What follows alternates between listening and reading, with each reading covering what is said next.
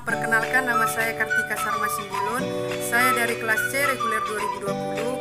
Saya dari program studi Pendidikan Sejarah dari Universitas Negeri Medan.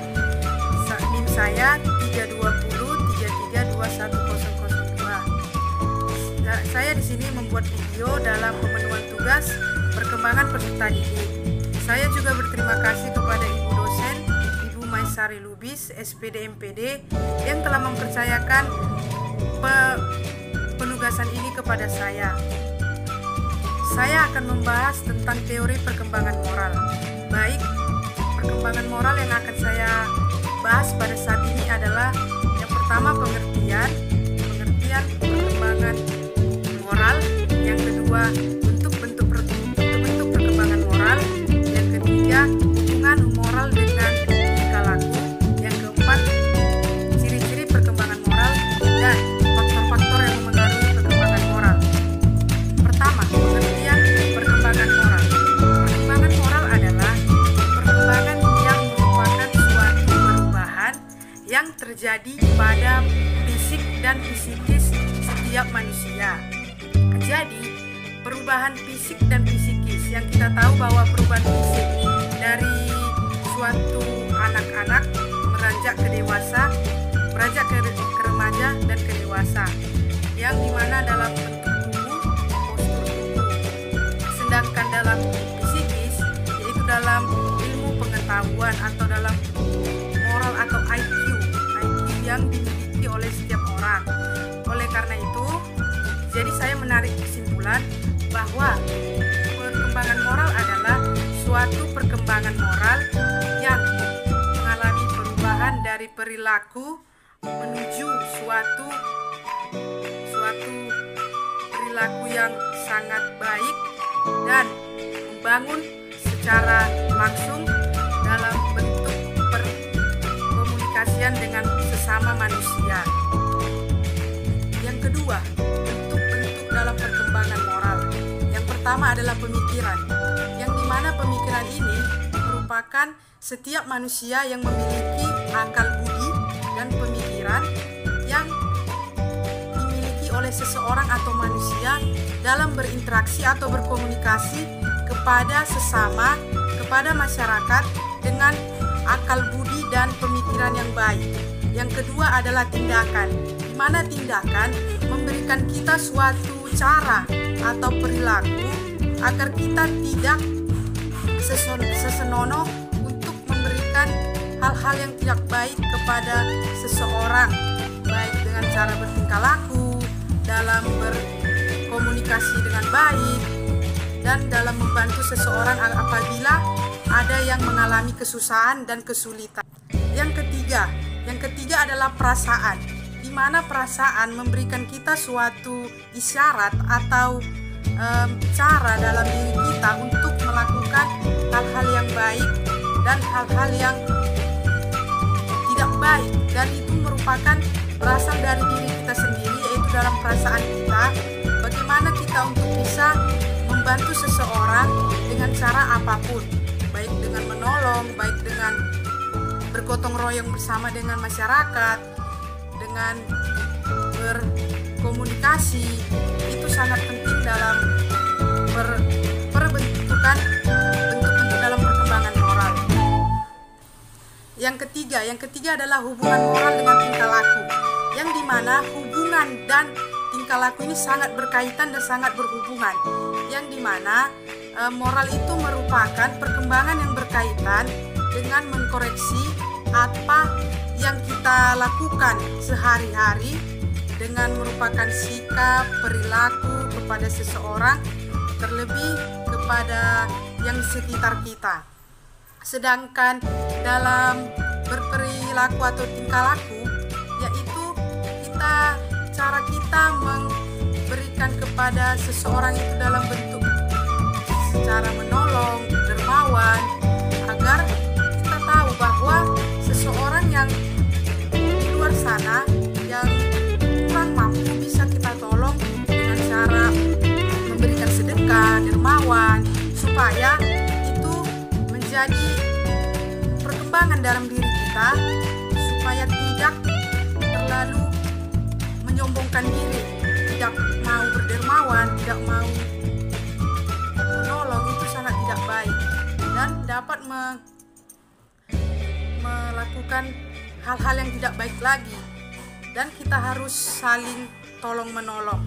Dan saya menarik kesimpulan bahwa dari hubungan antara moral dan tingkah laku sangat berkaitan dan sangat erat hubungannya, karena dalam moral kita dituntun untuk bisa menjadi seseorang yang baik dan melakukan hal-hal yang bisa diterima oleh masyarakat sekitarnya.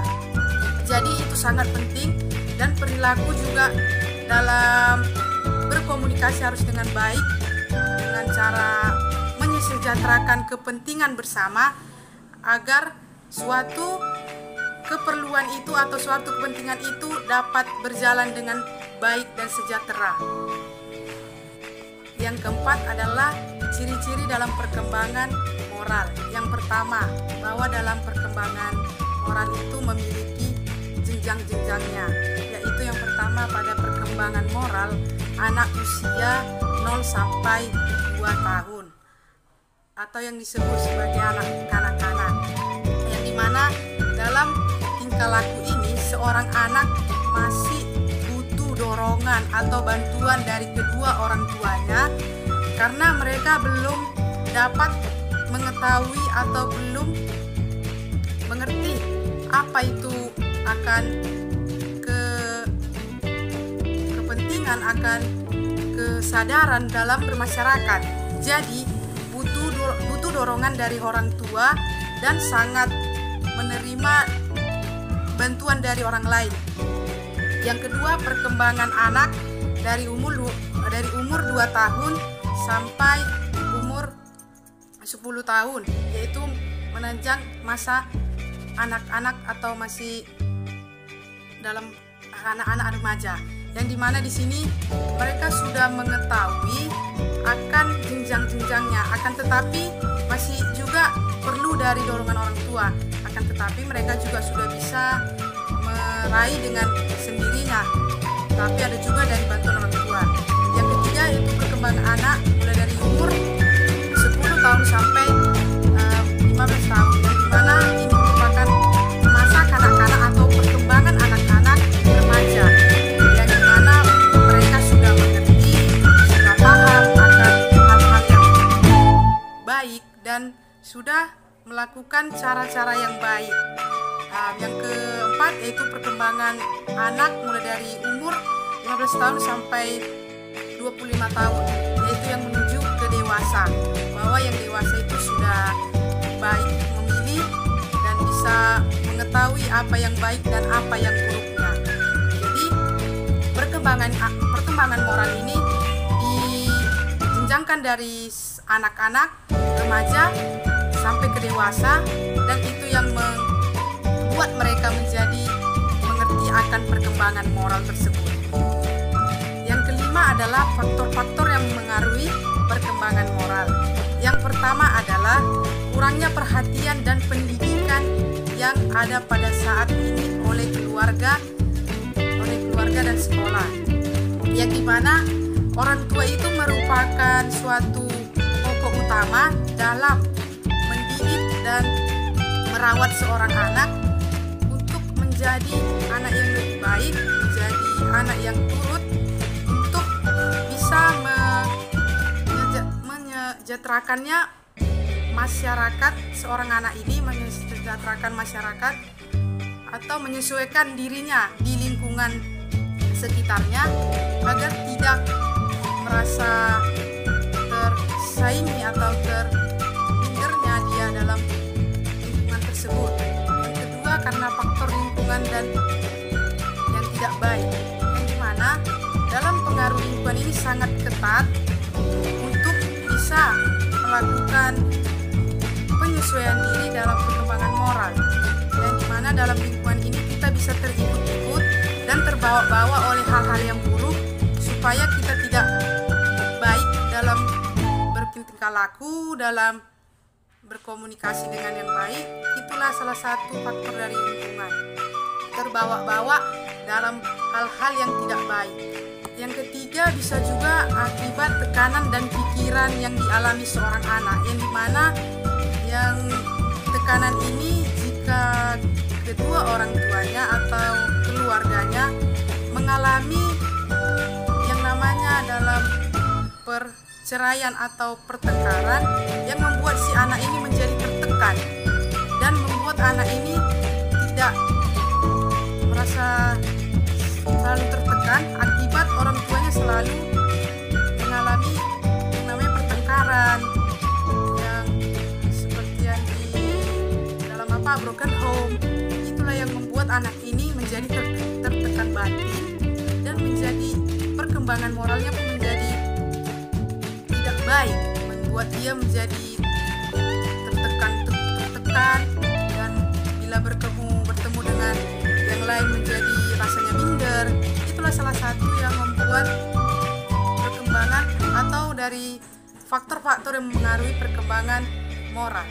Yang kelima yaitu peran media massa, yang dimana peran media massa ini juga sangat berpengaruh, yang membuat kita selalu bergantung kepada media sosial, yang selalu menonton hal-hal yang tidak baik, yang contohnya bisa membuat minum minuman keras, merokok, menonton video-video yang tidak baik. Itu juga bisa salah satu, dan sehingga membuat anak ini menjadi perkembangan moralnya menjadi tidak baik dan selalu pikirannya selalu ke situ dan tidak baik untuk melakukan pekerjaan dalam tugas sekolahnya, dalam berinteraksi dengan teman sebayanya. Itu yang membuat anak tersebut menjadi tidak baik dan selalu sering melihat media-media massa yang tidak baik.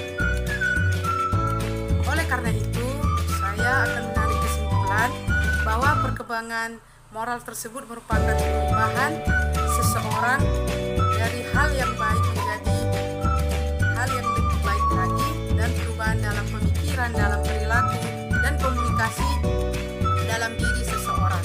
Demikianlah hasil penjelasan dari saya. Maaf bila ada kekurangan salah kata, saya mohon maaf. Demikian, dan saya